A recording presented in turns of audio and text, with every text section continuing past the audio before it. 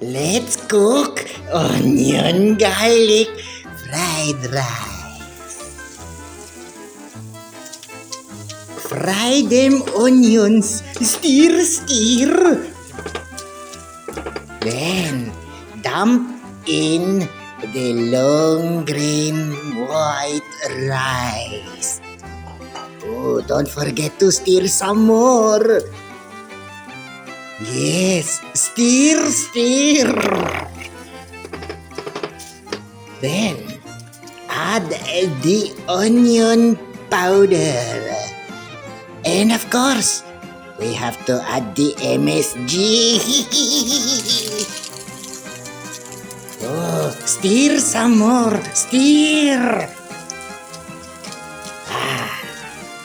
Finally, the aromatic fried garlic. And don't forget, add some black pepper for the kick. Stir. More stirring. Finally, add to garnish with some very green leaves. Finally, stir. Oh, smells good.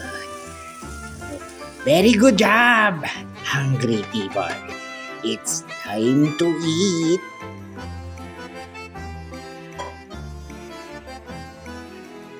I'll scoop some to tempt you. Everyone who watches this will like, subscribe, and press the bell button.